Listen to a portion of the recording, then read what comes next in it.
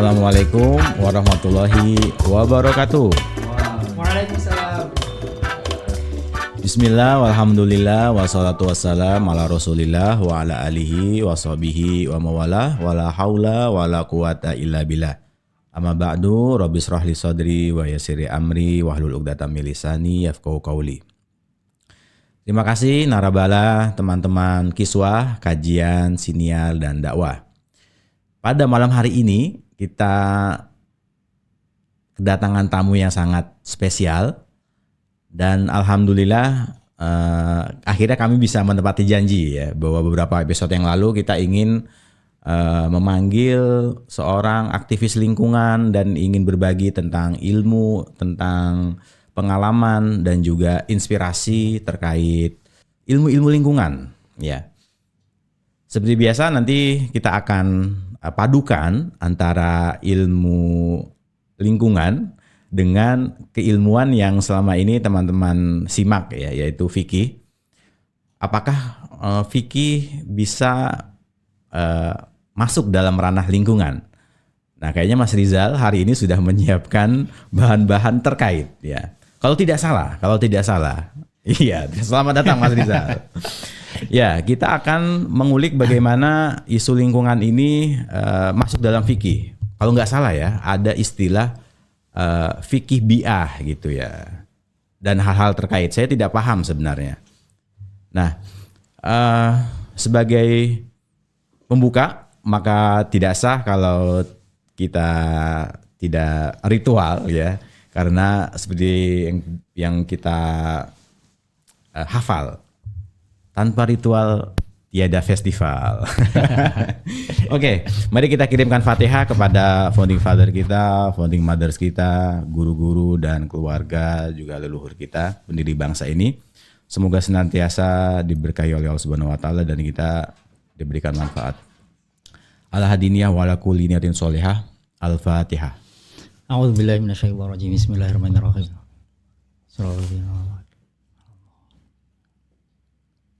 Amin amin ya rabbal alamin. Tamu kita sangat spesial karena beliau sudah lama berkecimpung di ranah ini, fikih lingkungan. Kita panggil Mbak Raditya Nurlita.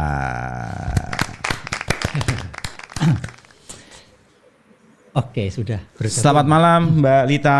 Selamat malam Mbak Lita. Assalamualaikum, selamat malam. Waalaikumsalam warahmatullahi wabarakatuh. Sehat-sehat ya Mbak?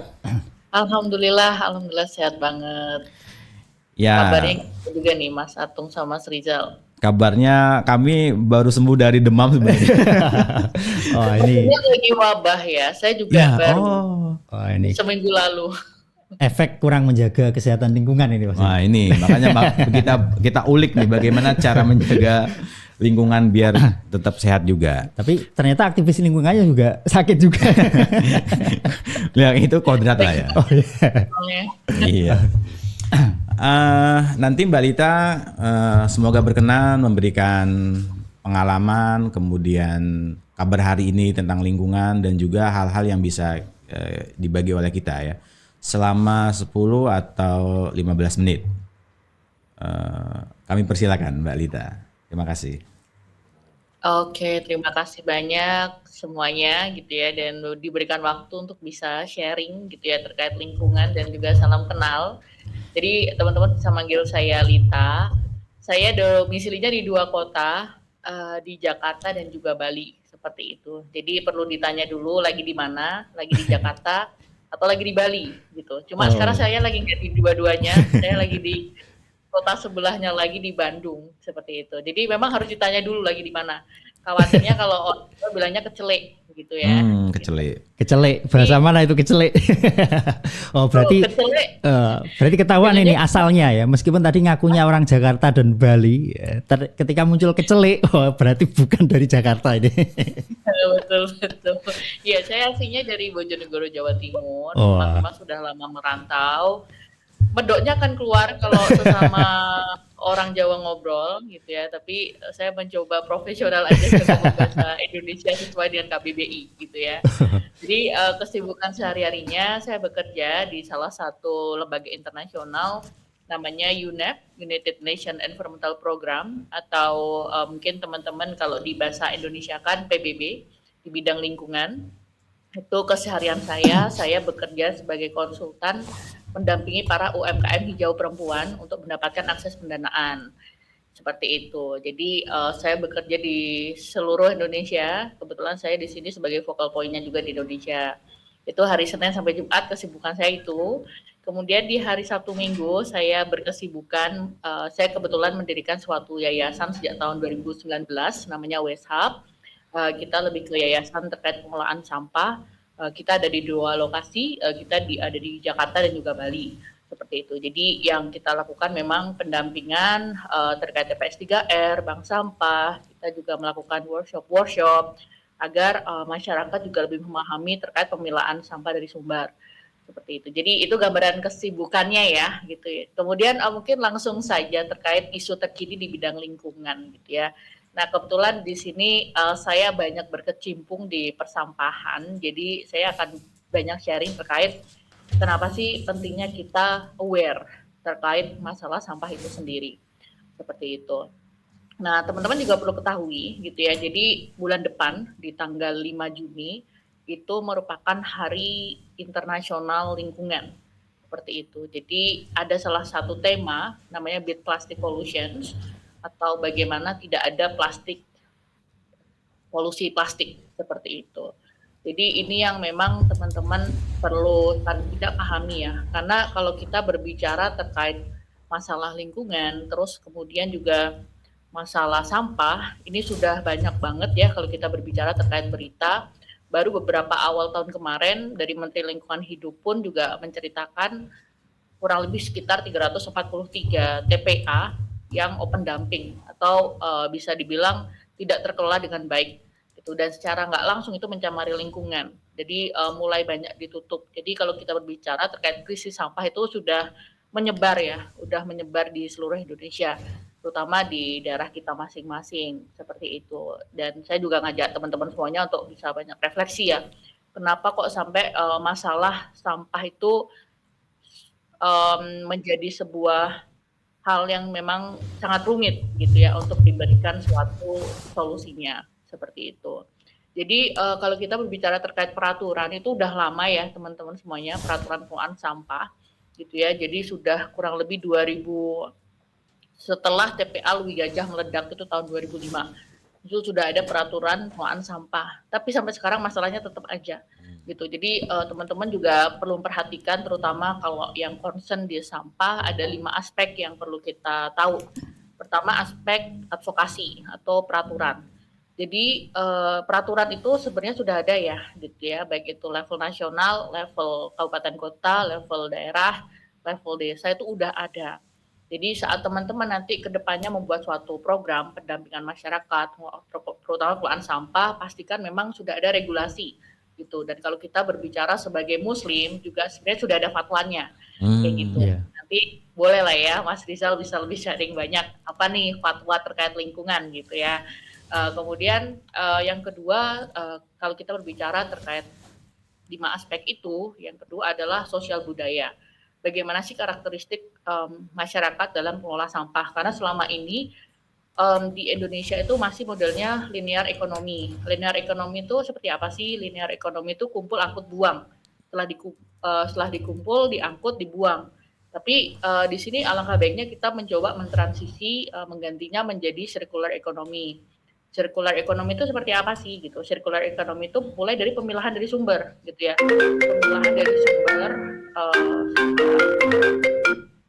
Pemilahan dari sumber, terus kemudian mulai dari sampah organiknya dijadikan kompos, kemudian kalau sampah daur ulangnya dibawa ke off-taker ini bisa bank sampah, ini bisa TPS 3R, kemudian juga bisa TPST gitu ya, atau mungkin bisa ke pengepul atau lapak terdekat. Gitu. Kemudian yang residu baru diangkut.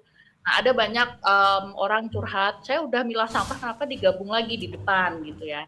Nah ya udah jangan ditaruh di depan.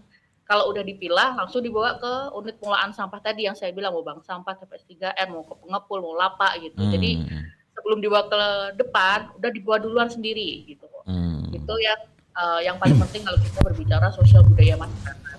Kemudian yang ketiga adalah aspek lembagaan. Aspek lembagaan itu seperti apa sih gitu? Aspek lembagaan itu adalah apakah sudah ada lembaga yang mengelola sampah di daerah teman-teman semuanya gitu. Contohnya kalau di sini misal pesantren gitu ya. Pesantren itu sudah ada nggak sih organisasi misal kelompok asatis atau mungkin kelompok santri yang memang mereka fokus di pengelolaan sampahnya seperti itu. Jadi penting banget terkait aspek kelembagaan.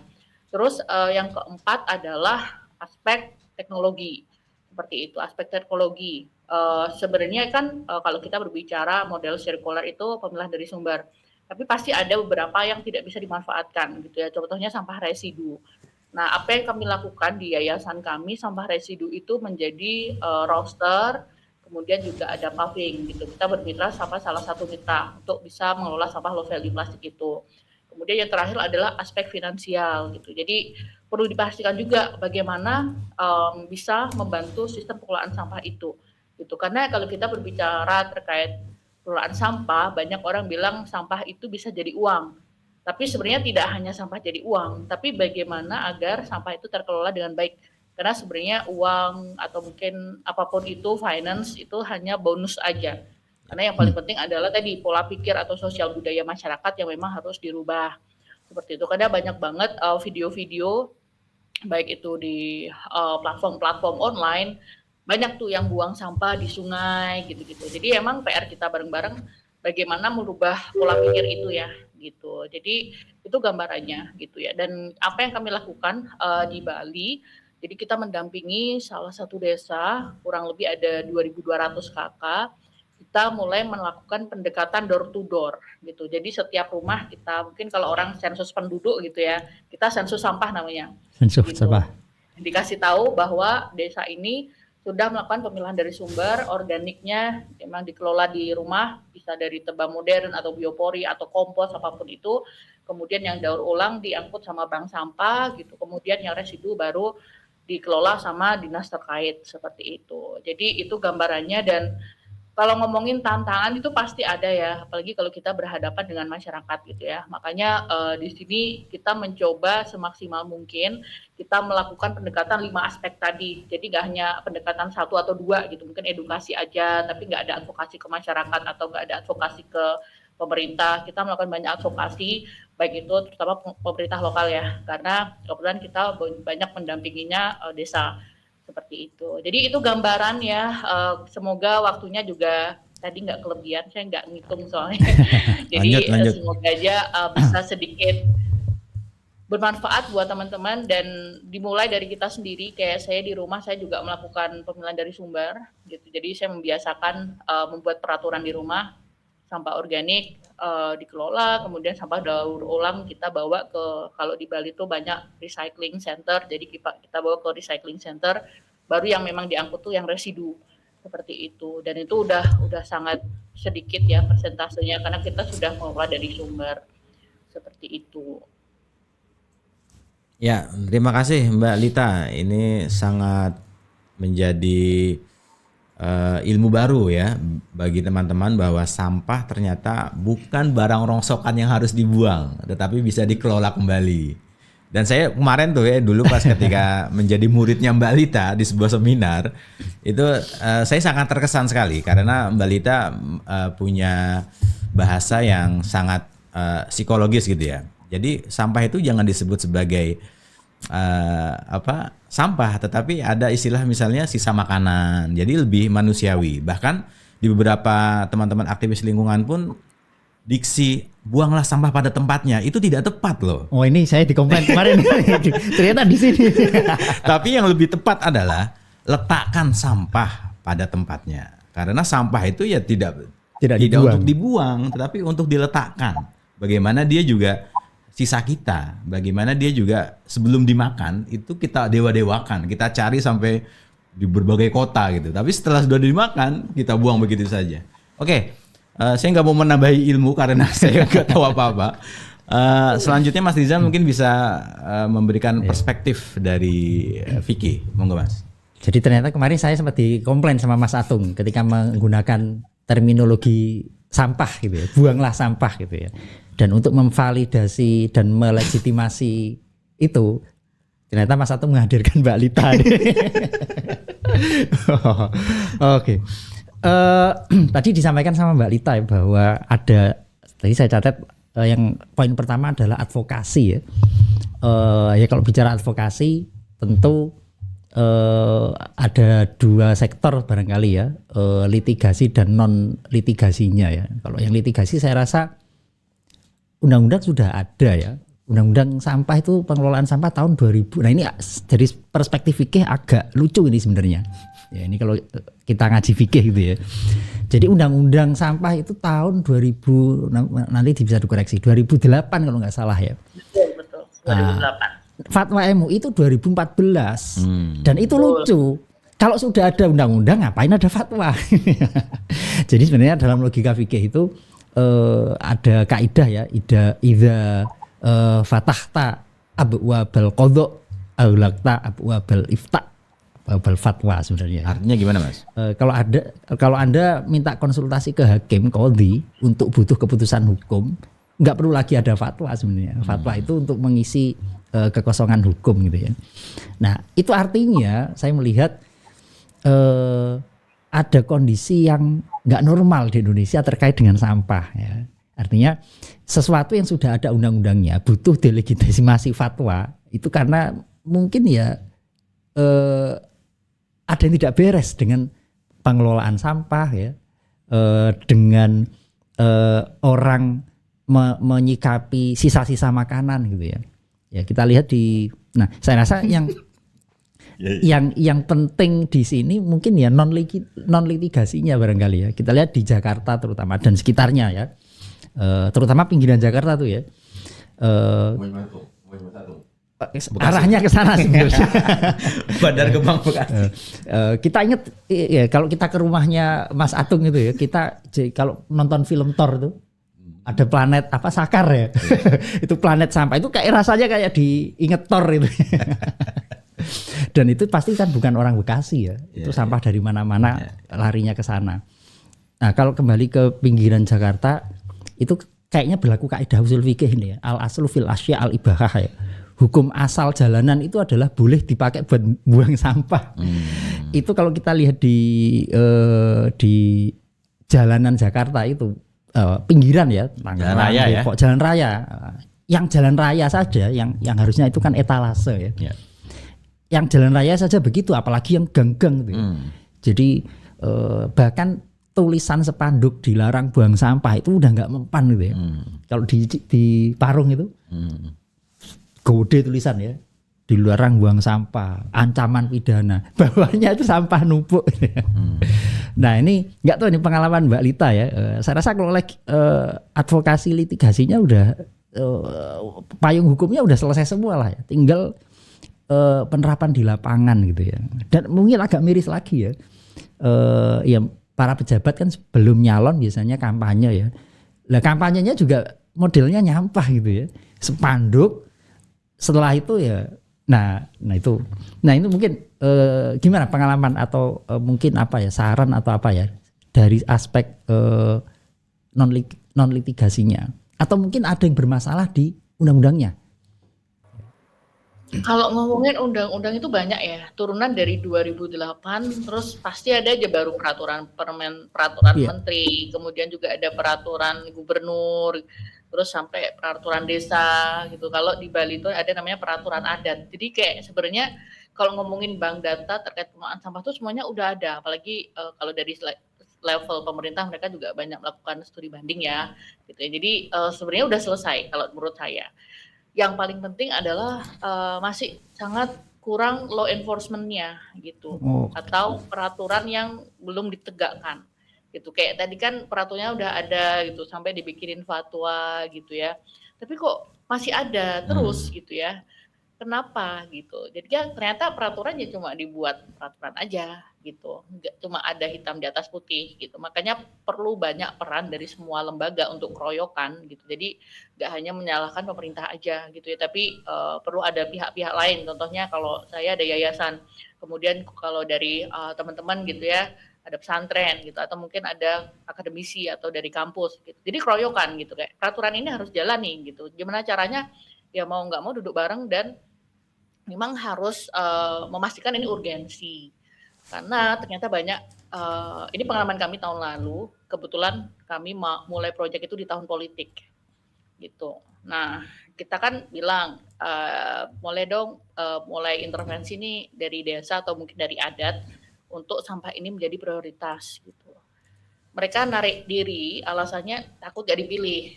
Oke. Jadi mereka kan salah satu yang kita coba intervensi adalah bagaimana adanya retribusi sampah yang dibayar masyarakat setiap bulannya. Mereka kita arahkan seperti itu, mereka nggak mau. Mereka maunya udah ngajak mereka jadi member bank sampah aja gitu. Padahal kan ya emang harus tegas ya kalau membuat suatu peraturan, apalagi sebagai kepala gitu ya, baik itu kepala desa, kepala pemerintahan, sampai level atas gitu. Jadi emang harus tegas. Itu salah satu hal yang sangat kurang di Indonesia. Jadi law enforcement, nggak ada sebuah tindak lanjut hukum, gitu. Makanya kayak tadi banyak tuh banner-banner yang dipasang, oh jangan buang sampah sembarangan. Ya di bawahnya juga banyak kok yang dibuang di situ gitu ya. Karena orang tuh kayak bodo amat gitu ya. Kayak misal kalau di desa gitu ya, saya kan juga sering ya keliling ya. Udah nggak usah pakai helm gitu kan. Sebenarnya kalau ngomongin peraturan ya untuk safety, untuk apa harus pakai helm ya. Tapi karena mereka bodo amat sama peraturan, nggak ada polisi dan sebagainya, ya udah nggak perlu pakai helm gitu. Jadi hal-hal yang kayak gini itu yang pertama, jadi law enforcement. Terus kemudian bagi saya problem yang kedua adalah pemerintahnya sendiri atau level dari pembuat kebijakan atau level dari yang mempunyai lembaga itu. Yang mempunyai lembaga itu bisa dari tadi ya, dari lembaga swasta atau siapapun itu, mereka nggak ada responsibility untuk lingkungan gitu. Padahal kan secara nggak langsung ini mohon dikoreksi juga lah ya Mas ya. Kan kewajiban kita sebagai muslim gitu ya harus menjaga lingkungan. Caranya gimana pun itu udah sebagai tanggung jawab suatu pribadi masing-masing. Nah, nggak tahu kenapa setiap leader-leader lembaga itu mereka nggak ada urgensi gitu. Padahal ya kalau ngomongin tanggung jawab tuh tanggung jawab kita semua untuk menjaga lingkungan, nggak hanya sampah ya, tapi semuanya ya gitu. Banyak juga ditemui, saya banyak nemuin gitu ya. Jadi di jalan gitu ya, udah platnya itu udah mobilnya let's say VIP gitu ya. Udah tuh masih ada buang sampah gitu aja di jalan gitu. Jadi sebenarnya level masyarakat Indonesia tuh belum sampai level di luar gitu ya. Itu yang saya lihat karena kebetulan pengalaman sama saya di pengelolaan sampah itu sejak tahun waktu masih kuliah 2010. Gitu. Jadi kurang lebih 15 tahun gitu ya. Saya banyak keliling ke beberapa negara untuk melihat what's happening gitu ya di dunia-dunia di luar. Mulai dari di Jepang, kemudian juga di negara-negara maju lainnya. Awareness masyarakat itu udah sangat jauh gitu. Saya masih ingat waktu di Jepang 2014, mereka itu melakukan pemilahan sampah tuh sampai 30 jenis gitu ya. 30 jenis di rumah gitu kayak wow. Mereka tuh sampai tahu gitu, oh ini jenis plastik harus dibersihin dulu, harus dicuci dulu gitu ya. Nah, level kita kan masih bingung. Tong sampahnya organik sama anorganik. Bedanya apa nih? Bedanya sama apa? anorganik, gitu kan? Terus ada tong sampah lagi bilang organik, daur ulang, residu, apalagi nih gitu ya. Nah, selevel literasi dari pengelolaan sampah atau literasi lingkungan aja belum nyampe gitu kan. Literasi Ini juga lingkungan. salah satu tantangan ya, terutama sosial budayanya seperti itu. Jadi kalau dari saya sih banyak aspek ya yang memang perlu dilihat gitu ya. Kayak saya tuh sempat komen di suatu sosial media bahaya dari mesin pembakar sampah gitu ya. Karena kalau ngomongin mesin pembakar sampah itu perlu ada uji emisi dan saya juga banyak diskusi sama teman-teman saya dokter, walaupun di mata kelihatan bersih tapi sebenarnya bisa masuk ke pernafasan dan itu bisa menyebabkan kanker. Nah, level dari masyarakat kita itu ngelihat kalau hilang ya udah hilang aman gitu. Jadi belum sampai ke beyond gitu. Oh dampak lingkungannya ke depannya apa nih, dampak kesehatannya apa nih gitu. Jadi ya kita nggak bisa dipaksakan gitu. Tapi peran kita sebagai generasi muda gitu ya, sebagai menerus gitu ya, jangan sampai ya disama waktu kita mungkin baru lahir sama nanti misal ada generasi-generasi baru SOP-nya sama gitu.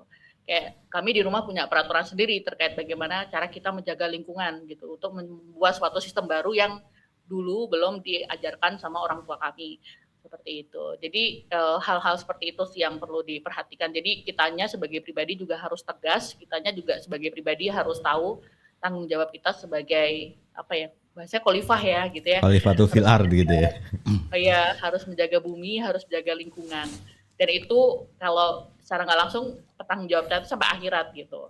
Jadi kalau membuat suatu keburukan baik lingkungan tuh harus pikir-mikir nih gitu. Jadi nggak hanya mungkin dapat duit aja nih, dapat proyek gitu gede gitu ya. Itu dampaknya di dunia aja, tapi kan belum tentu dampak di akhirat kayak gitu kan. Sama halnya saya beberapa kali juga share ada banyak masalah penebangan pohon. Kayak hari ini saya juga share di salah satu mungkin kita bilangnya surga di Indonesia gitu ya. Sedih banget karena yang mereka lihat kan cuannya doang ya. Iya, Gitu. iya. Tapi gimana nih aspek lingkungannya in the future gimana nih gitu.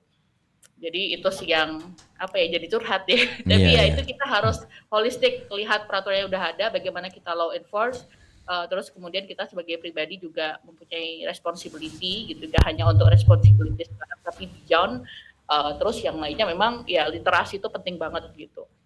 Oke, tadi Mbak Lita menyebut Jepang gitu ya sebagai negara percontohan ya. Dan pasti Mbak Lita juga punya banyak pengalaman di negara-negara lain.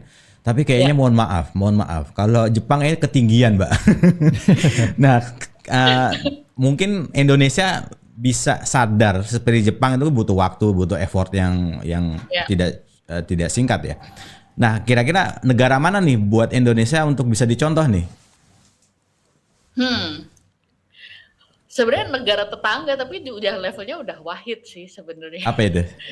Contohnya negara tetangga tuh Singapura ya. Oke. Waduh, Singapura berat juga kalau itu. masih tetangga ya. Gimana kalau Singapura gimana di sana? Kalau di sana kan memang ya mereka tegas ya sama peraturan ya. Mungkin kalau teman-teman misal yang pernah di Singapura, sesimpel nggak boleh merokok di publik gitu. Kalau merokok nanti dapat teguran atau mungkin dapat sanksi gitu. Dengerin Nah Mas itu Atung. contohnya kalau saya dengar ya dari teman-teman saya yang di Singapura tuh kayak gitu. Jadi law enforcement-nya itu udah kuat banget gitu ya. Itu kalau dari kita belum selevel itu. Literasinya juga gitu. Waktu itu saya pernah di Singapura, memang ya jauh ya literasinya sama negara kita gitu ya.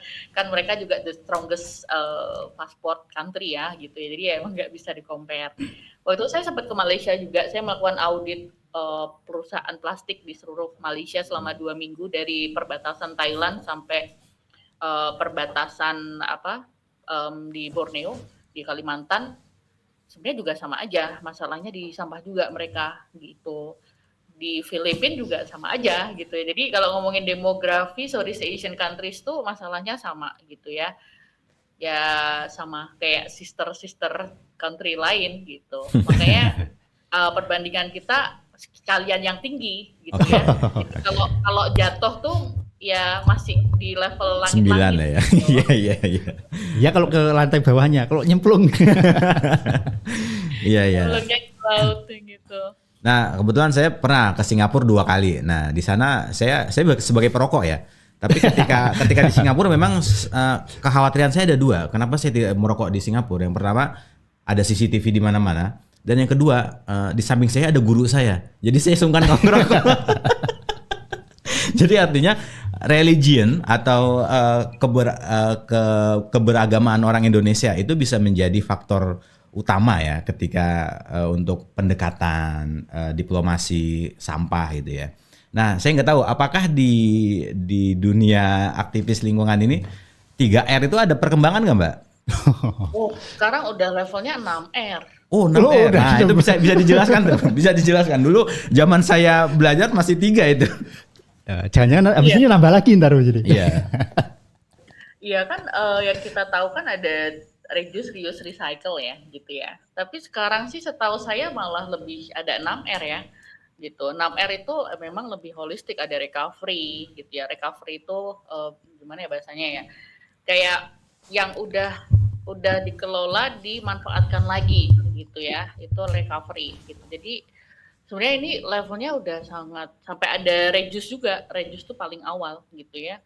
Gitu. Terus ada level rating juga. Rating itu kayak berpikir gitu ya sebelum menghasilkan sampah atau memikirkan kembali gitu. Jadi banyak sih ya yang perlu kita pahami bareng-bareng gitu ya. Jadi levelnya sebenarnya udah enggak 3R lagi.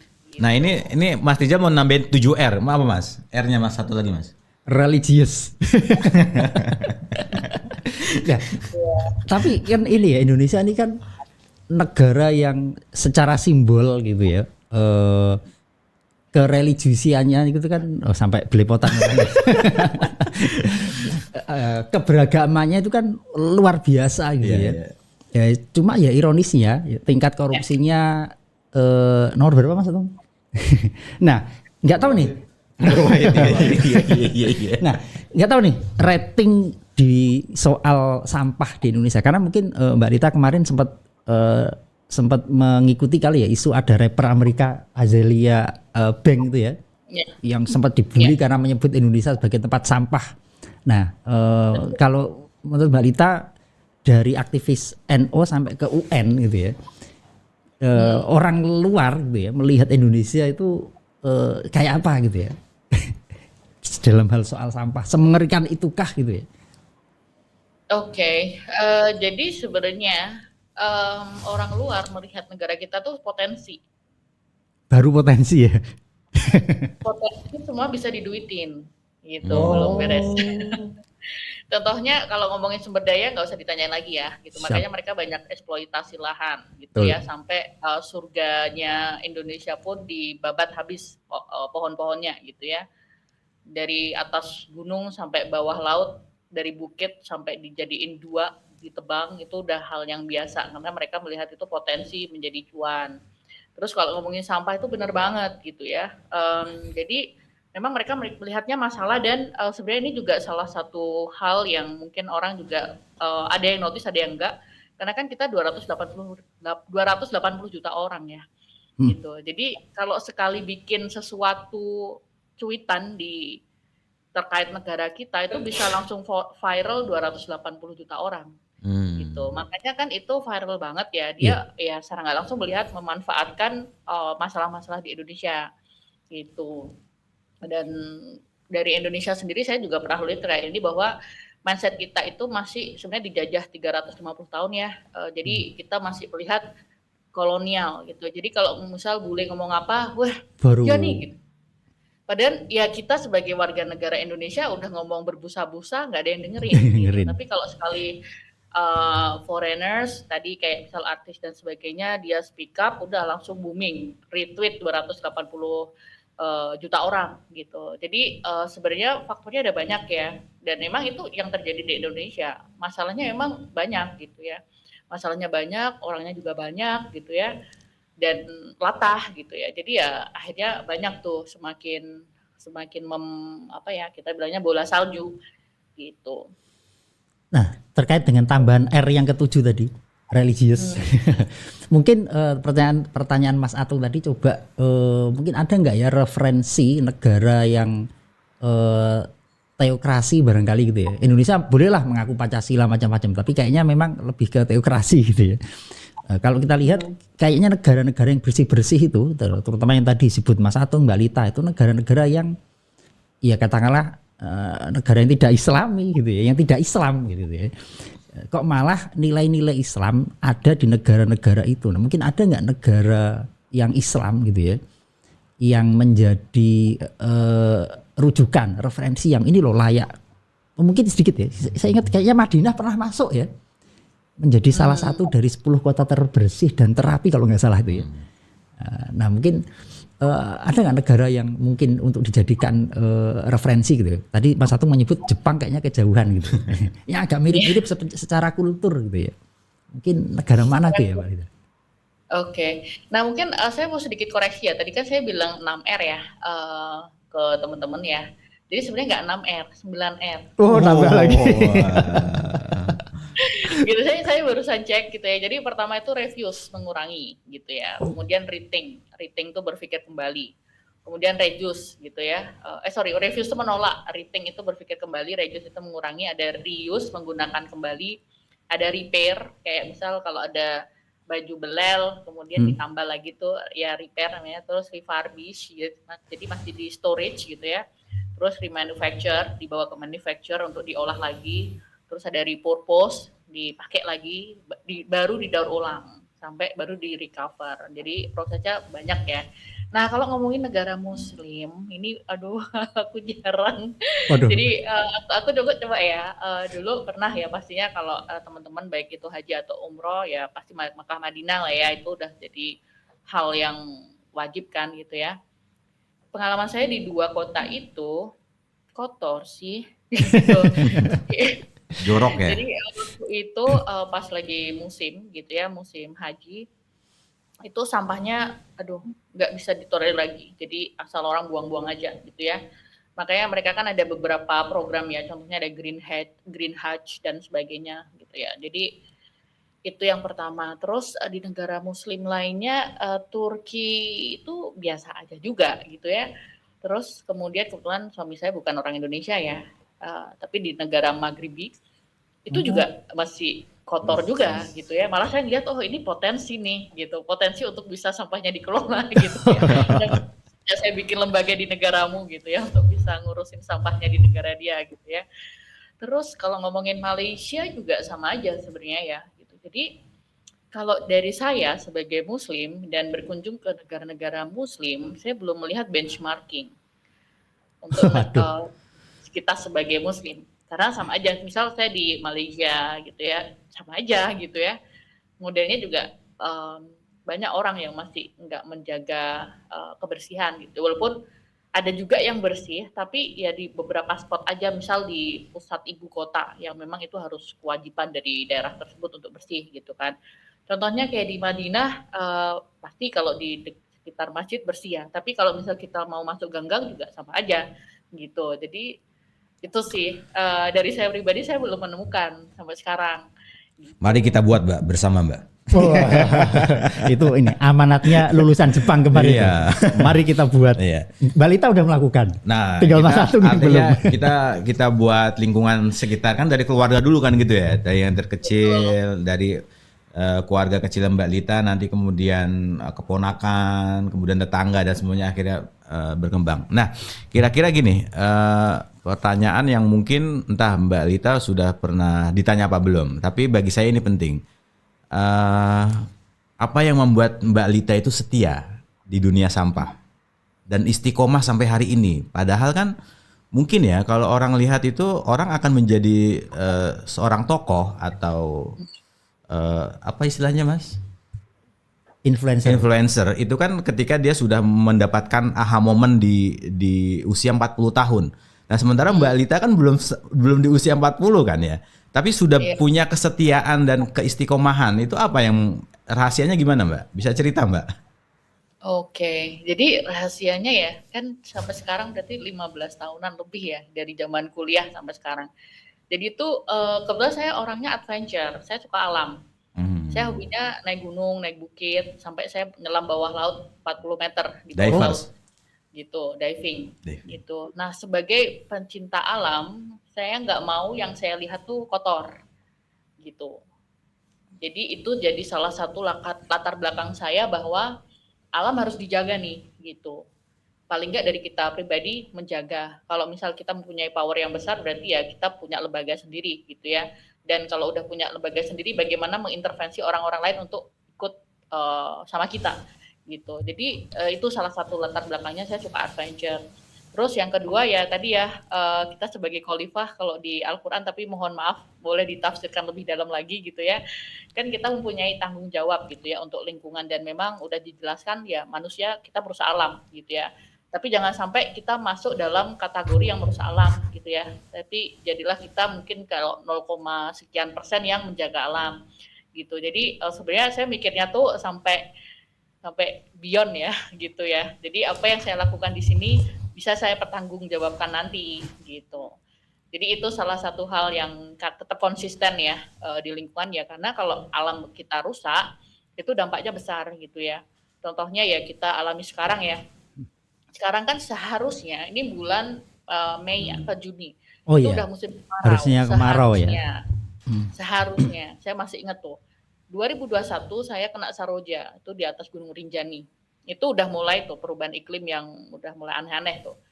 Karena kita tidak bisa memprediksi gitu dari iklimnya sendiri ataupun cuacanya sendiri. Itu baru satu. Kita udah nggak bisa, oh ini sekarang musim panas gitu ya, atau musim kemarau udah nggak bisa lagi. Kayak di Jakarta tiap hari hujan gitu ya. Itu yang pertama. Terus kemudian ya karena pernah tinggal di ibu kota, ya banjir gitu ya. Saya juga waktu kecil pernah jadi korban banjir di Bengawan Solo. Bengawan Solo nih, Bojonegoro nih. Waktu masih sekolah saya jadi korban banjir juga. Jadi saya merasakan sendiri gitu. Terus karena saya juga banyak berinteraksi sama masyarakat, terutama petani dan sebagainya di proyek saya, ya mereka udah nggak bisa memprediksi musim panen dan sebagainya gitu ya. Terus ditambah lagi saya karena penyelam, selain di bawah laut itu kotor, banyak sampah, selain itu juga coral bleaching. Jadi karang-karang itu memutih, udah nggak colorful lagi gitu. Jadi ini juga yang membuat saya semakin sedih ya. Kenapa semakin kesini kok alam semakin rusak gitu ya. Padahal kan ya kita dititip alam ini untuk dijaga gitu kan. Gitu. Jadi ya secara nggak langsung jangan sampai kita egois gitu ya, menikmati lesnya 70 tahun usia kita untuk kepentingan kita sendiri gitu ya, tapi bagaimana kita juga harus terus melanjutkan bumi ini gitu ya untuk sampai selanjutnya, karena nggak mungkin kita di Mars ya, kecuali emang orang-orang level atas yang udah mulai ke Mars gitu. Tapi ya kita siapa sih gitu loh, jadi nggak mungkin kita ke Mars gitu ya. Jadi ya the only things yang bisa kita lakukan juga harus menjaga bumi gitu, walaupun belum bisa berkarir di bidang lingkungan, at least kita bertanggung jawab setiap apapun itu yang kita lakukan, terutama sesimpel ini bakal merusak lingkungan nggak gitu, ini bakal dampak nggak ke depannya gitu. Jadi everything yang perlu kita lakukan gitu. Jadi Mbak Lita 15 tahun ini sudah setia di dunia sampah dan tidak akan ke dunia lain lagi ya? Enggak sih. Dunia lingkungan sih tepatnya ya. Iya lingkungan maksud saya. Kalau lingkungan kan sebagai kan saya juga bekerja di dunia global ya, jadi sebagai kiblatnya semua level lembaga internasional di bidang lingkungan, dan ternyata memang masalahnya kompleks banget gitu ya, selevel di international organization pun kita juga sangat struggling gitu ya. Gitu. Kalau tokohnya Mbak, tokoh yang bagi Mbak Lita ini inspiratif di dunia lingkungan siapa aja ya? Ya mungkin bagi Mbak Lita juga ada pengalaman pribadi gitu. Kalau tokoh ya, kalau tokoh di dunia lingkungan itu ada beliau baru meninggal kemarin gitu ya. Kita bilangnya Bu Enci itu ratu sampah gitu. Jadi undang-undang tahun 2008 itu salah satu penggeraknya tuh Bu Enci gitu ya. Itu beliau udah dari zaman dahulu lah. Kita udah bilang tuh ini udah suhunya banget gitu ya. Tapi di luar itu sebenarnya saya punya sosok yang pengen saya menjadi seperti beliau, walaupun saya nggak akan seperti beliau gitu ya. Jadi saya tuh kayak ngefans banget itu sama Ibu Siti Khadijah gitu. Wow. Karena walaupun kan saya nggak bisa di level beliau, at least saya menjadi level versi saya sendiri gitu kan. Beliau kan pebisnis, beliau pengusaha, beliau juga punya dampak banyak ke masyarakat, dan beliau juga ibu yang baik bagi anak-anaknya gitu ya. Dan beliau juga tidak hanya berpikir dampak di dunia aja gitu ya, tapi berhati-hati dan bagaimana memberikan dampak di akhirat juga gitu. Jadi itu yang salah satu hal yang saya lakukan gitu ya. Walaupun nggak akan seperti beliau, tapi membuat versi saya, terutama Ibu Khadijah versi lingkungan gitu. Amin. Betul.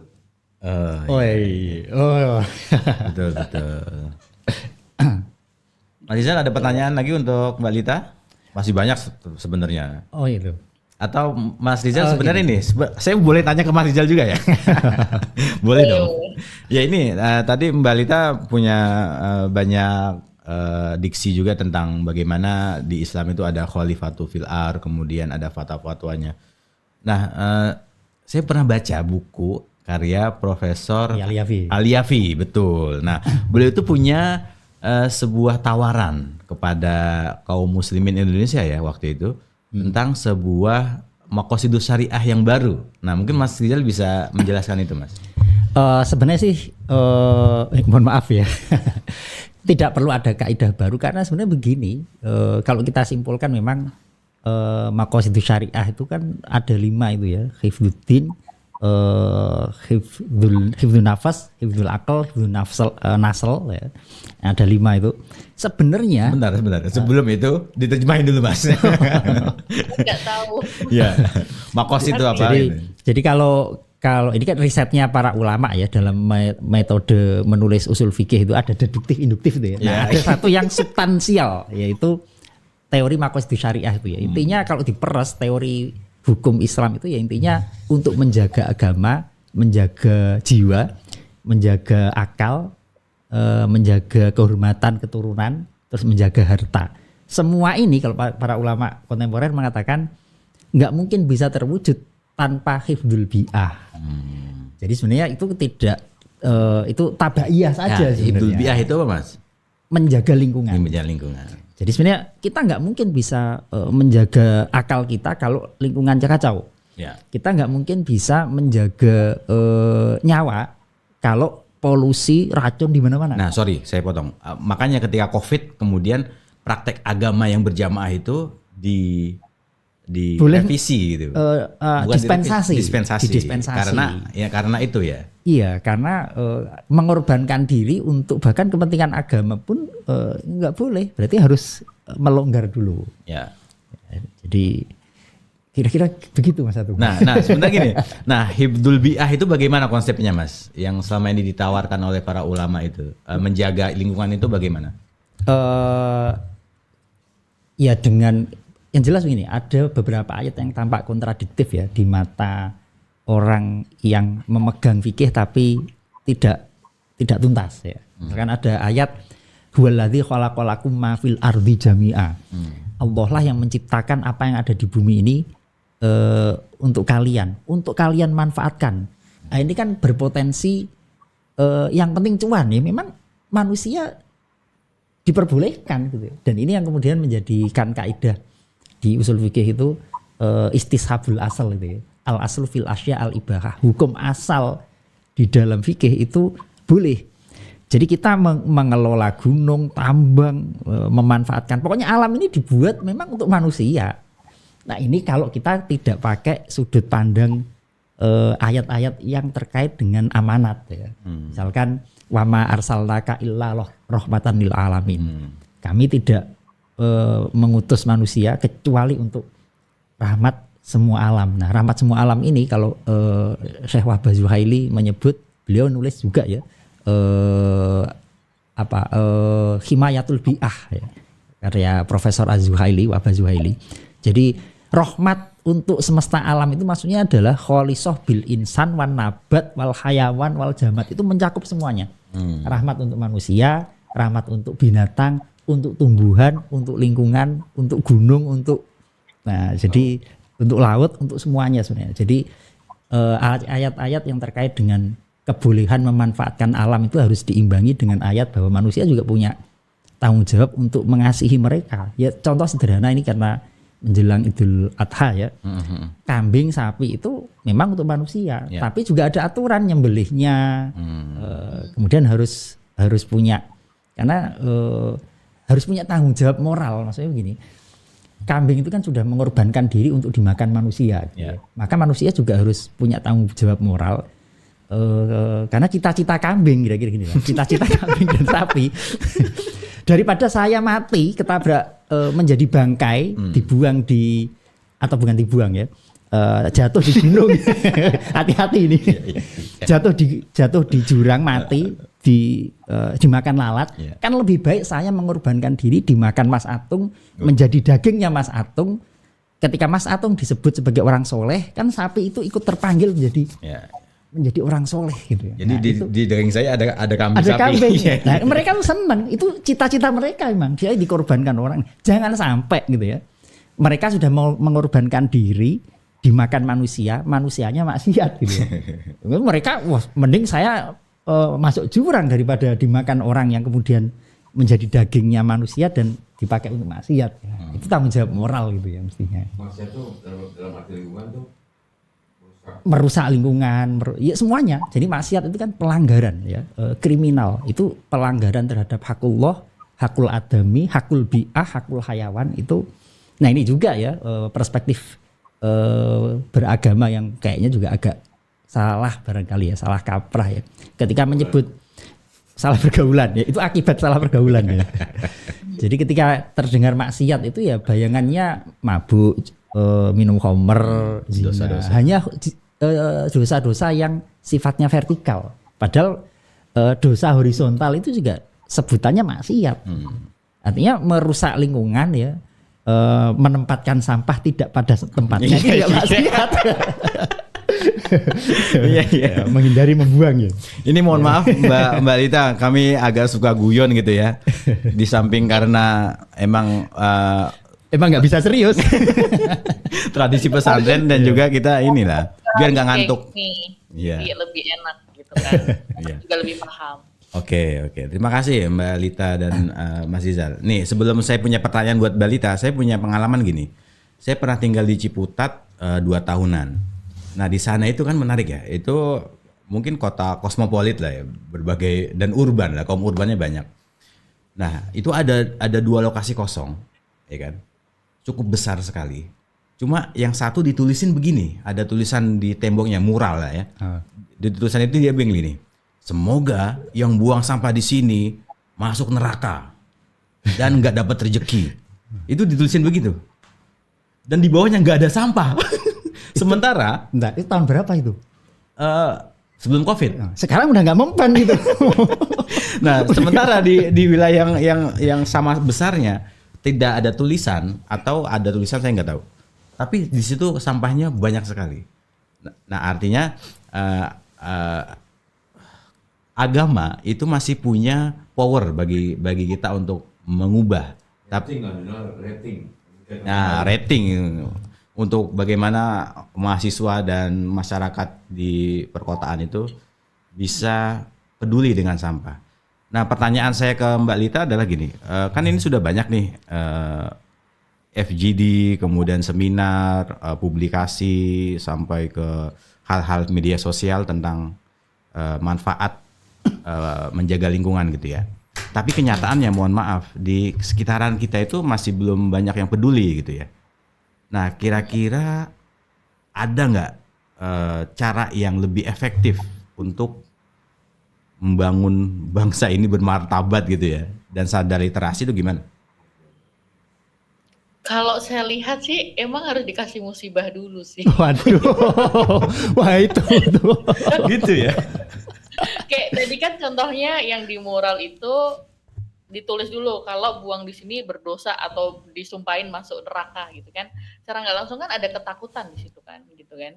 Sama halnya kayak baru biasanya kalau dikasih musibah dulu baru terjadi, contohnya yang kenapa undang-undang tahun 2008 itu muncul, karena tahun 2005 itu Louis Gajah meledak, ratusan orang meninggal di TPA tersebut. Baru ada musibah dulu gitu kan. Nah, itu juga biasanya kalau pendekatannya langsung ke personal, itu biasanya orang baru mau dengar.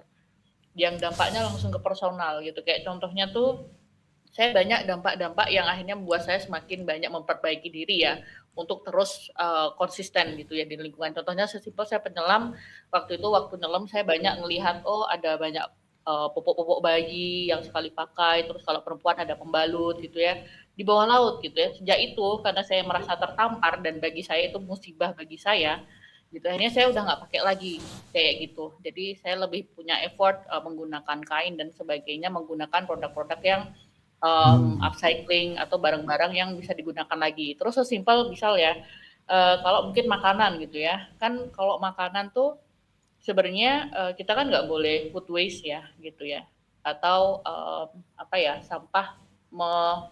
sampah makanannya disia-siakan gitu ya. Nah biasanya ada musibah-musibah tuh kalau sampahnya disia-siakan kan, misal bau di rumah gitu ya.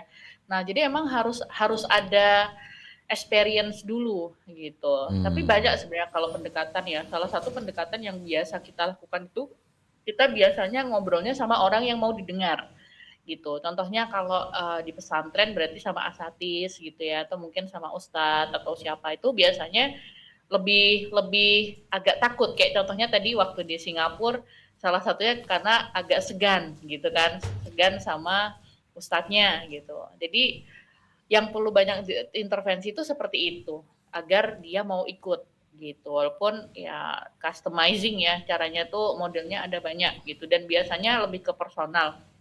Kayak contohnya saya sama tim, jadi ya karena kita mendampingi TPS 3R dan banyak mahasiswa-mahasiswa yang ikut kita juga, yang kita lakukan pertama adalah kita cemplungin mereka untuk milah sampah, yang mereka sebelumnya belum pernah melakukan itu. Nah, mereka merasa bau, mereka udah melihat belatung, udah ngapain ya, kapok mereka. Dari situ terngiang-ngiang tuh di pikiran kita, oh masalah kita dengan mencampur sampah tuh dampaknya sengerikan ini gitu. Sama halnya dulu saya sering ke TPA, ya itu juga jadi salah satu musibah bagi saya gitu. Karena saya merasakan tidak nyaman. Jadi musibah itu bukan hal yang besar gitu, tapi juga bisa dari pribadi bisa merasakan tidak kenyamanan, itu juga salah satu musibah gitu. Terus contohnya karena di lembaga kita banyak melakukan nanam mangrove dan nanamnya nggak hanya nanam tapi kita juga sambil bersih-bersih. Waktu itu saya pernah sama tim kami kayaking tuh sampai 2 jam untuk cuma bersihin sampah-sampah plastik yang dia bergelantung di pohon-pohon mangrove gitu. Terus sama teman-teman penyelam waktu itu di Labuan Bajo, kita bersihin karang karena banyak plastik-plastik yang nyangkut di karang gitu. Jadi dengan adanya kita pendekatan experience itu yang nyangkut banget sih gitu. Kayak dulu saya pernah free dive di Raja Ampat, saya ngajak teman saya yang baru bisa berenang lah, itu di bawah tuh ada sepatu, bantuin ngambil dong gitu. Saya ajarin sambil free dive, dia sambil ngambil sampah di bawah laut gitu. Terus dari dia akhirnya ada follow up questions, wah ternyata ngeri juga ya gitu dampak-dampaknya gitu. Jadi biasanya pendekatan yang paling pas itu adalah perlu ada experience gitu. Iya, menarik, menarik. Berarti musibahnya jangan diartikan. Tadi saya mohon maaf, saya musibah itu gempa bumi lah apa terlalu besar itu tidak. Ya, ini ada 2 pertanyaan saya. Nanti Pak Rizal kalau mau nyambung monggo. Ini tentang ada tuh beberapa kasuistik ya, bahwa aktivis lingkungan itu ada yang dinilai sebagai ekstremis ketika dia mengampanyekan anti plastik gitu ya. Dia benar-benar menolak, bahkan di meja makan ketika dia disediakan sedotan plastik dia menolak gitu. Nah ini bagaimana ini Mbak Lita melihat ini bagaimana fenomena seperti ini? Maksudnya apakah harus se ekstrim itu gitu atau mungkin ada yang ekstrim, ada yang moderat, ada yang tergantung mazhab sebenarnya. Oh ada mazhab ternyata. Saya kira cuma di fikih ada mazhab, di lingkungan ada mazhab. Ini menarik nih. Monggo Mbak. Mazhabnya sih nggak ada 4 ya, tapi ya sewajarnya aja lah ya. Ada mazhab yang tadi tuh bisa dibilang ekstrim ya gitu ya. Terus ada mazhab yang cukup moderate lah ya. Jadi dia nggak ngelihat dalam satu sisi aja, tapi dia ngelihat 360 degree. Ngelihat kenapa dia melakukan ini, pasti ada alasannya. Jadi nggak langsung bilang ini salah gitu ya. Tapi ngelihat kenapa kayak gini, pasti ada salah satu hal yang dia masih melakukan ini gitu ya. Terus ada juga yang pendekatannya smooth gitu. Kalau saya sih tengah-tengah ya, moderate gitu ya. Jadi nggak sangat ekstrim gitu ya. Karena ya kita tidak bisa memaksakan secara cepat gitu ya. Contohnya waktu awal-awal dulu waktu berkeluarga gitu ya. Suami saya masih pakai plastik. Saya nggak langsung marah sama dia. Saya bilang oke, karena masih pakai plastik, ayo kita mulai milah gitu. Habis milah, saya jelasin pelan-pelan ini sampah botol plastik ini masuknya sini, terus sampah HDPE itu masuknya sini gitu. Terus sekarang dia malah tanya, ini udah mulai penuh, ayo kita bawa ke pengepul gitu. Jadi saya approach-nya tuh pelan-pelan gitu. Karena ya saya ngelihat kenapa dia seperti ini, oh karena ternyata dulu belum diajarin gitu. Terus sama halnya misal ada suatu kalau di tim saya memang saya udah ngasih tahu kalau bisa bawa tumbler sendiri ya, kalau bisa bawa tempat makan sendiri gitu. Tapi kalau misal dalam kondisi itu udah nggak ada air tapi ternyata butuh botol plastik lagi, ya mau nggak mau daripada kita ada apa-apa ya kehausan dan hibernasi ya mau nggak mau beli gitu ya. Nah beli pun jangan sampai dibuang gitu aja, botolnya dibawa lagi, dibawa ke unit daur ulang gitu. Jadi caranya itu ada banyak seperti itu. Nah kalau saya pribadi yang melihatnya dari 360 derajat. Kenapa hal ini terjadi? Pasti ada sesuatu hal yang belum orang pahami di situ, kayak gitu. Nah, kalau di fikih itu ada namanya fikhul hikmah gitu ya, hikmah. Jadi ada beberapa kasus itu membawa hikmah besar, positif tentu ya. Itu justru lahirnya dari sebuah pelanggaran besar juga gitu ya. Ya, kita lihat misalkan Abu Lahab itu punya anak orang pinter, orang alim ya, perawi hadis. Nabi Musa itu lahirnya dari keluarga Fir'aun. Itu kan kontradiktif. Nah, ini dalam konteks sampah ada pengalaman yang mirip ya.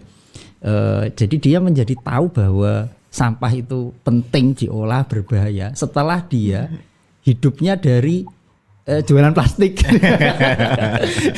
Jadi dia kuliah dari itu ya, jualan plastik ya. Jualan plastik sampai akhirnya dia sadar plastiknya nggak bener. Wah, ya ini itu kan apa? Dilema yang nah itu kemungkinan dia mazhabnya yang moderat kayaknya tuh ya, nggak mungkin ekstrim ya. Dia nggak mungkin bisa kuliah kalau nggak jualan plastik soalnya. Tapi itu saya rasa ada model begitu gitu ya. Ada banyak. Karena apalagi saya tuh banyak berhadapan sama orang ya, terutama mulai dari level pemerintah sampai level masyarakat yang paling grassroots gitu ya, di lapangan langsung sampai ke level tengah gitu. Jadi saya harus memposisikan ke mereka gitu. Kalau saya langsung ngomong salah, ya agak susah gitu. Contohnya saya ngambil contoh di Bali tuh kalau mereka ibadah tuh pakai canang. Canang tuh kayak sesajen gitu ya. Nah, pendekatan kita ngajak, kita nginget-nginget sama mereka dulu. Kalau sekarang kan sesajen mereka pakai masih ada plastiknya ya gitu. Nah dulu mereka tuh nggak pakai plastik sama sekali. Jadi kayak pendekatannya, coba inget-inget zaman nenek moyang dulu canangnya pakai apa gitu ya.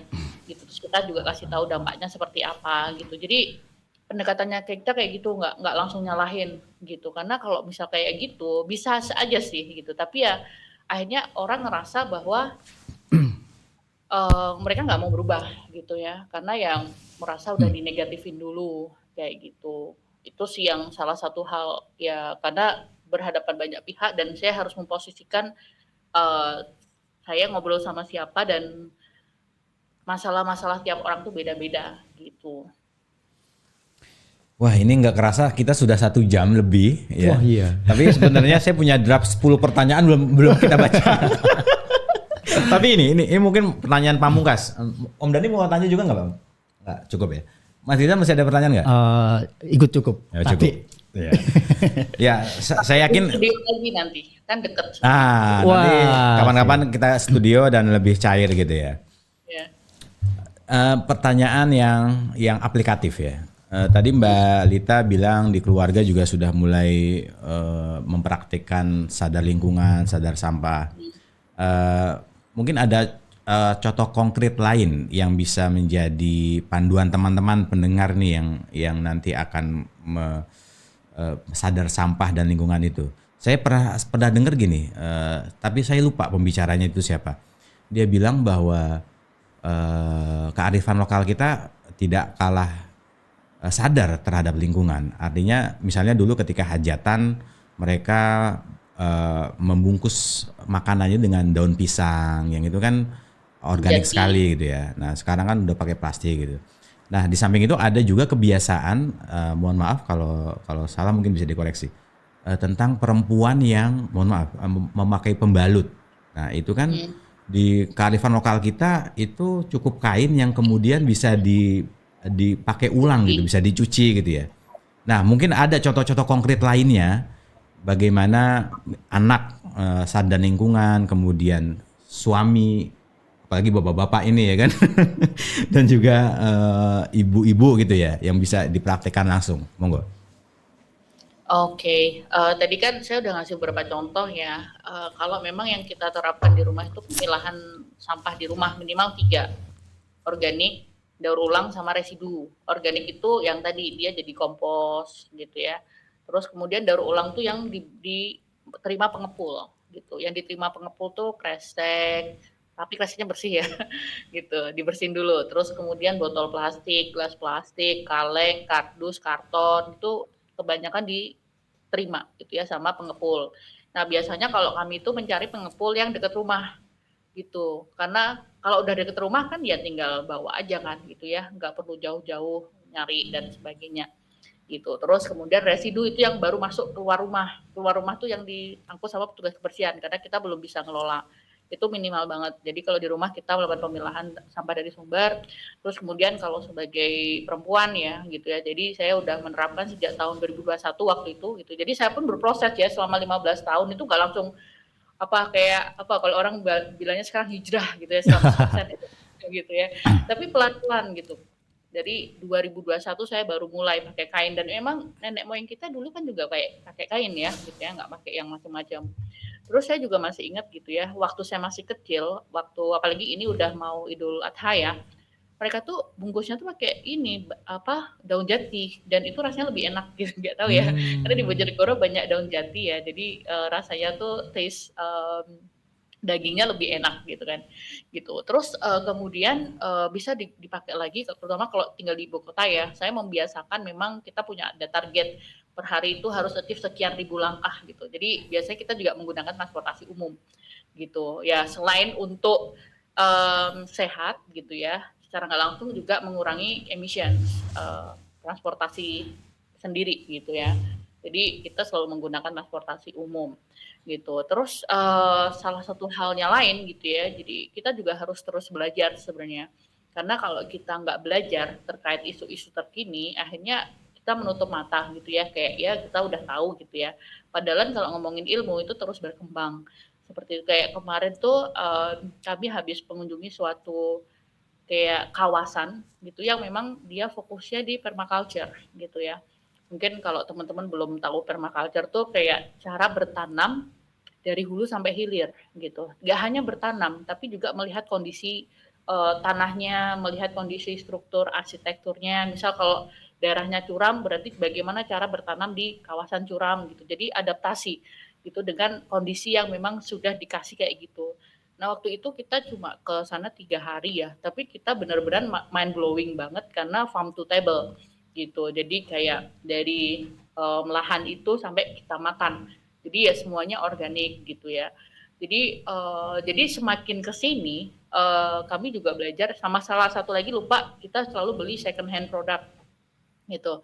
Second hand tuh baju-baju bekas gitu loh gitu. Jadi kita jarang beli baju baru ya karena ya salah satu dampak dari fast fashion ya atau sampah-sampah kain yang memang tidak masih susah dimanfaatkan gitu. Sampai kita tuh pernah beli fast fashion waktu itu emang waktu ke negara suamiku sempat transit juga di Malaysia kita beli beberapa second hand product gitu ya. Jadi emang baju kita juga sedikit ya gitu karena ya kalau kita kembali lagi ke consumerism atau budaya yang konsumtif itu kan juga nggak baik ya buat agama kita gitu ya gitu jadi kita pun juga membeli barang tuh seperlunya gitu jadi bisa dihitung sih kalau misalnya buka aplikasi jual beli itu udah jarang banget kalau memang nggak butuh banget. Keranjangnya penuh kalau kita. Jadi kita udah lama ya budaya itu ya. Terus ya mungkin ya sama Allah misal dikasih rezeki berlebih gitu ya. Tapi ya kita pakai ininya aja, misal secukupnya aja gitu. Jadi nggak berfoya-foya dan sebagainya gitu. Jadi kita alokasikan buat yang lain. Gitu. Jadi banyak hal pendekatan kalau mungkin kita fokus di lingkungan atau mungkin hal yang grounded ya gitu apalagi kalau zaman-zaman Rasulullah dulu kan ya Rasulullah bajunya bisalah dihitung jari gitu ya kalau misal udah belel dijahit lagi gitu jadi kita mencoba gaya-gaya hidup yang sederhana menjaga lingkungan dan selalu rethink atau berpikir kembali saat kita mau melakukan ini ada dampaknya nggak baik dampak dari diri, kesehatan dan sebagainya sampai dampak ke lingkungan dan sekitar gitu. Jadi kehati-hatian yang memang kita sangat concern ya gitu untuk semuanya gitu. Kalau penggunaan AC gimana Mbak? Bijaknya Mbak kalau AC rumah Mbak? Kalau AC biasanya kita pakainya siang aja, malam itu udah off. Jadi pas siang lagi terik di on. Tapi kalau udah mau kayak ini udah gelap ya, itu udah buka lagi, udah nggak pakai AC lagi gitu. Kipas angin ya? Sama tantangannya sih kalau di Jakarta tuh agak susah ya kalau nggak pakai AC ya. Apalagi polusi dan sebagainya gitu. Jadi salah satunya dengan membangun misal rumah bagi teman-teman yang masih dalam planning arsitekturnya kalau bisa banyak angin-anginnya gitu.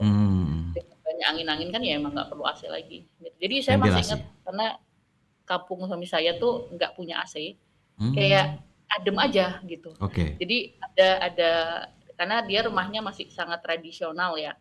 Jadi di lantai 2 itu mereka bilangnya Arikon, ada AC tradisional. Dan tadi dibalikin lagi ke konsep local wisdom, sebenarnya nenek moyang kita baik itu di Indonesia atau di negara-negara yang lainnya tuh mereka udah punya cara sendiri untuk adaptasi hal-hal yang memang mereka belum mampu gitu.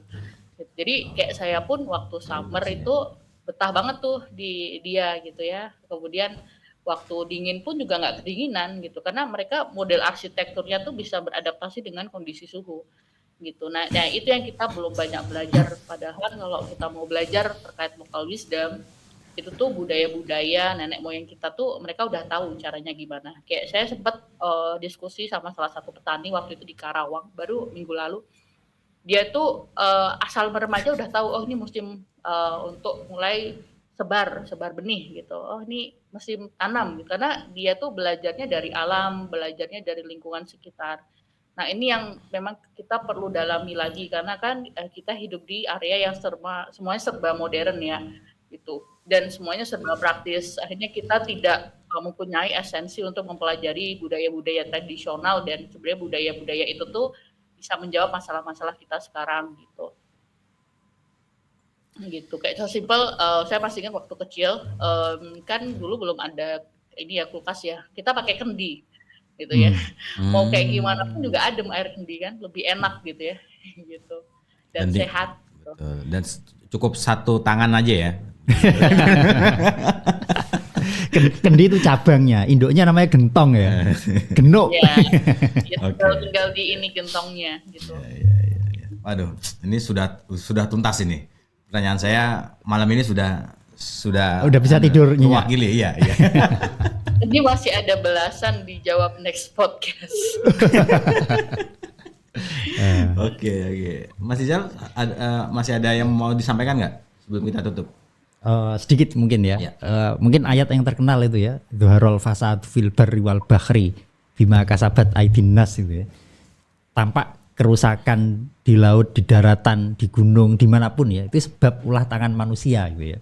Tapi ini kan kemudian disalahartikan, kemudian dijadikan legitimasi bahwa kalau alam-alam rusak, sih memang manusia yang rusak. Harusnya kan itu dimaknai bahwa kalau alamnya rusak itu bukan karena faktor alam, ya Anda yang rusak gitu. Nah, jadi penempatan ayat yang tidak pada tempatnya gitu ya. Jadi nggak cuma sampah yang harus dibuang, diletakkan pada tempatnya, tapi ayat-ayat itu juga harus ditempatkan pada tempatnya. Sepakat. Ya, ini bukan untuk menyamakan antara ayat Quran dengan sampah ya, bahaya. Cuma tapi proporsional. Ya. Proporsional. Oke, sebelum kita tutup, Mbak Lita ada yang mau disampaikan lagi? Kalau dari saya selalu bilang ini sih di closing tuh biasanya gini saya bilang. Jadi mindset kita tuh harus dirubah, terutama mindset untuk menjaga lingkungan apapun itu ya, gitu ya. Dan kalau bisa tuh masuknya tuh sampai ke aliran darah gitu ya, aliran darah sampai ke roh kita saraf. Gitu. Ya syaraf kita, pokoknya sampai masuk. Jadi saat kita membuat kerusakan, walaupun sangat kecil, akhirnya efek ke tubuh kita, akhirnya tubuh kita juga ikutan sakit. Gitu dan itu saya coba terapkan. Jadi kalau misal membuat suatu kerusakan tuh hanya langsung, makanya saya kayak dulu sempat lama di Jakarta tuh 5 tahun ya, waktu ketemu juga masih tinggal di Jakarta terus saya baru pindah tuh 2022. Jadi kalau pas pulang balik saya dari Bali ke Jakarta saya auto sakit gitu. Makanya karena udah sangat sensitif sama udara-udara yang sehat gitu ya. Balik lagi ibu langsung auto sakit, demam dan sebagainya itu dah gitu. Jadi ya tadi karena saya mencoba memasukkan semua roh-roh lingkungan itu ke tubuh saya. Jadi kalau misal ada sakit dikit, efeknya semuanya gitu. Jadi walaupun pelan-pelan ya gitu, tapi paling enggak harus mulai diterapkan gitu. Jadi dari situ kita ada responsibility yang cukup tinggi, jadi tidak hanya responsibility untuk tubuh kita, tapi juga responsibility untuk alam di sekitar gitu. Oke, terima kasih banyak Mbak Lita. Ini ilmunya sangat mahal sekali, ekspor di bidangnya, dan kita bisa mengkaji secara natural gitu ya. Mas Dijal juga keluar ayat-ayatnya dan fatwa-fatwanya gitu ya. Terima kasih banyak Mbak Lita sekali lagi. Kami mewakili tim Kiswah. Ada Om Dani, ada Mas Uut, dan juga salam buat Yayasan West Hub gitu ya. Siapa tahu kita bisa bertemu dan bisa ya berkolaborasi untuk mencerdaskan bangsa ini gitu ya. Allah. Dan kami doakan semoga Mbak Lita panjang umur, setia kepada lingkungan, dan lebih penting lagi bisa meniru Bu Encik dan Siti Khadijah. Amin. Amin ya rabbal alamin. Terima kasih. Mohon maaf teman-teman Narabala. Sebagai penutup, singkat dan padat.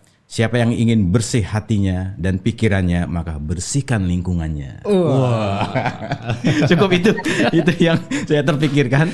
Semoga bermanfaat dan saksikan episode kami selanjutnya. Oh, ada Mas Aji juga ternyata. Bantar Gebang bersihin tuh. Bandar Gebang bersihin. Ya, RT-nya dulu lah rumahnya. Sampahnya Mas Aji itu. Terima kasih, mohon maaf. Wassalamualaikum warahmatullahi wabarakatuh. Waalaikumsalam warahmatullahi wabarakatuh. Terima kasih Mbak Lita. Matur suwun. Bisanya. Setiap hembusan nafas kita dari tidur dan terbangun saat sinar terang rembulan menerangi